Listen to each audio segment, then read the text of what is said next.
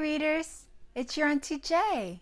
Valentine's Day is this weekend, so I thought I'd share with you a book about a shark who finds a Valentine's surprise.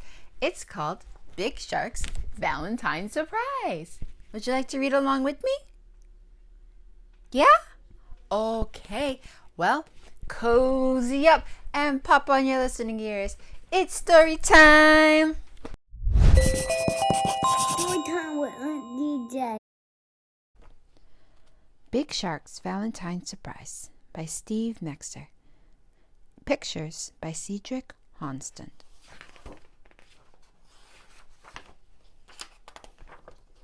Chomp, the lemon shark, had recently moved to warmer parts of the ocean. Once he and his mother settled in, Chomp said, "I think I'll explore a new neighborhood. I'll be back soon." "Okay," said his mother. "Please be safe." Chomp saw an amazing new world. He loved the way the dolphins jumped out of the water. He loved the bright colors of the butterfly fish. He loved the graceful movements of the octopus. Chomp raced home to tell his mother about the different animals he'd seen. "Mommy, Mommy," he called out, "this part of the ocean is wonderful. The dolphins can fly through the air. The butterfly fish have the shiniest yellow scales, and the octopus has 8 long arms. Did you know that?" "No, I didn't," Chomp's mother said with a smile. "It all sounds so exciting." "I love our new home," Chomp exclaimed. "And I love all the animals who live here." "That's wonderful," Chomp's mother said. "Tomorrow is Valentine's Day. It will be the perfect day for making new friends." "Oh boy," Chomp said. "I can't wait." "All right, Chomp," his mother said. "Now it's time to get some sleep. You had a busy day."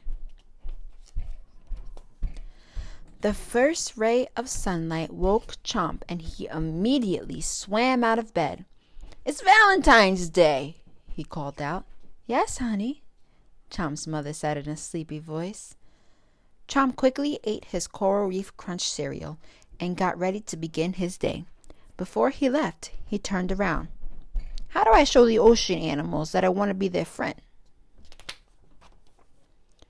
"Just listen to your heart," Chomp's mother replied. "You'll know what to do." "Thanks, Mom," Chomp said. "See you later." Chomp swam and swam until he saw a pufferfish. "She looks nice," Chomp thought. "I'll give her a big Valentine's hug. Then she'll want to be my friend." Chomp's toothy smile widened as he spread his fin. He slowly swam closer and closer, but when the pufferfish saw Chomp approaching, she quickly puffed herself up in fear. "Don't be afraid," Chomp called out as the pufferfish raced away. "I want to wish you a happy Valentine's Day." But the pufferfish was gone. "I'll just have to try again," Chomp said with a flick of his tail. He swam around a colorful coral reef until he saw a spotted stingray. "He looks so cool, like a giant butterfly," Chomp thought. "I know, I'll give him a big Valentine's Day kiss." But when the spotted stingray saw the big lemon shark approaching, he buried himself in the sand. "Don't go away," Chomp said. "I just wanted to give you a kiss. I don't want to eat you." But it was too late. "I'm not having a good Valentine's Day," Chomp thought as he swam away, "but I won't give up." He noticed a parrotfish nibbling on some coral. "Maybe he'll be my friend, but I don't want to scare him. I know. I'll sing him a poem I learned at school."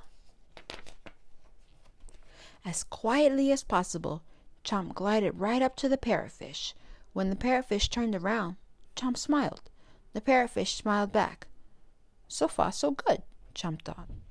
Then he sang the poem. "Roses are red, violets are blue, seaweed is sweet, and so are you." But the parrotfish wasn't smiling anymore. "You think I'm sweet? You want me for lunch?" He quickly darted away. "I don't want to eat you. Come back. But it was too late. The parrotfish was gone. Chomp angrily began to swim home. He chomped on everything he passed. No one likes me. This is the worst Valentine's Day ever, he shouted. Just as he was about to take another bite out of a piece of seaweed, he looked up and saw his mother in the distance. She was holding something. What's Mommy looking at? He asked himself as he swam closer. Then he realized what it was. It was a picture of me. Mommy loves me. It doesn't matter if I didn't make any new friends today. I have the best Valentine in the world, my Mommy. Chomp spotted a heart-shaped shell on the floor and picked it up. Mommy, Mommy, Chomp shouted as he arrived home. Happy Valentine's Day. He gave her a big hug and kiss. Thank you, Chomp, his mother said. Happy Valentine's Day to you, too. Here's a special Valentine's Day present, Chomp said. It's shaped like a heart. It's beautiful, she said. I love it. I love you, Mommy, Chomp said. And I love you, too, Chomp's mother said. On Valentine's Day and every other day of the year. As Chomp was hugging his mother, a group of ocean animals swam closer. He's not scary, the pufferfish whispered to the spotted stingray. Not at all, the spotted stingray replied. He's nice.